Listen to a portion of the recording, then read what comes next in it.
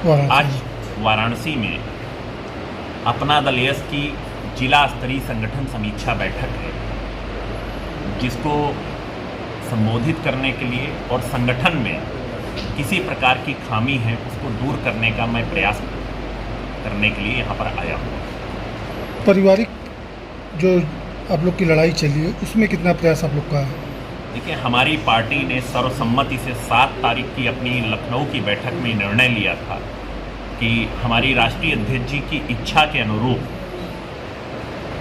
आदरणीय कृष्णा पटेल जी, जो हमारी राष्ट्रीय अध्यक्ष जी की मां भी हैं और हम सबके लिए पूजनीय यशाकाई डॉक्टर सोनेलाल पटेल साहब की पत्नी भी हैं, उनको एक प्रस्ताव दिया जाए कि वो और अपना दल यस मिलजुल करके काम करे और उनको उत्तर प्रदेश सरकार में प्रस्तावित मंत्रिमंडल विस्तार में उन्हें मंत्री पद दिया जाए और अगर वो चाहें तो उन्हें एमएलसी का भी पद दे दिया जाए। जो मेरा बचा हुआ कार्यकाल है मैं उसके लिए इस्तीफा दे दूँगा। कृष्णा पटेल के साथ पल्लवी पटेल है और उनका कहना है कि कृष्णा पटेल उसी जगह रहेंगी जहाँ पल्लवी रहेगी। कैसे आप लोग की बात हो पा रही है?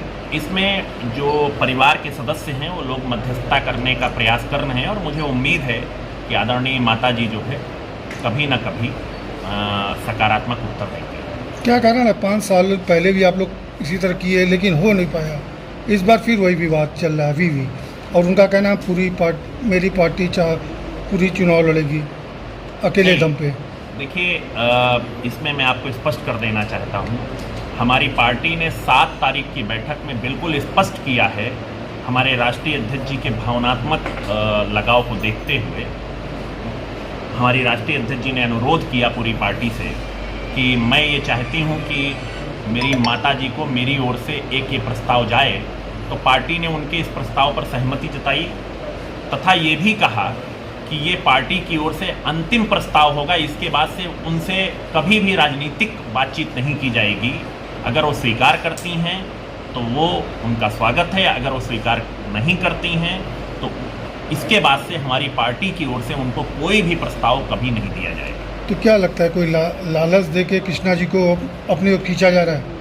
जैसे आपने ही बोला है कि मंत्रिमंडल उनको दिया जाएगा, तो कोई लालच दे के मतलब पार्टी को तोड़ने की बात आप खुद बोल रहे हैं? नहीं, यहाँ सवाल लालच का अगर होता तो उनको बहुत पहले लालच दिया जा चुका होता, परंतु चूँकि अभी एक पार्टी के सामने संभावित संभावनाएं हैं तो एक अवसर दिया जा रहा है और ये राजनीति से अलग एक बेटी का अपनी मां के प्रति भावनात्मक प्रयास है।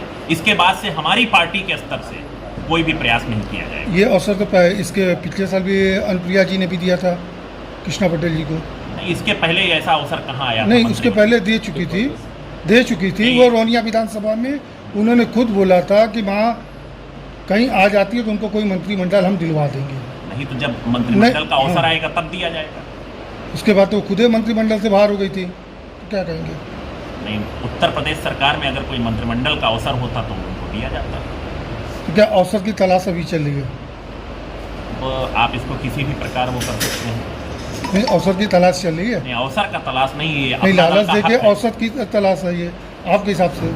मुझे नहीं लगता है कि आप जिस तरह इसको करने का प्रयास कर रहे हैं ये सही व्याख्या है इसकी। 2022 पर क्या करना चाहते चुनाव? 2022 हम एनडीए के अंग के रूप में लड़ेंगे और भारतीय जनता पार्टी के नेतृत्व में हम लोग 2022 पूर्ण बहुमत की 2/3 बहुमत से ज़्यादा की सरकार बनाएंगे। कितनी सीटों पर लड़ेंगे?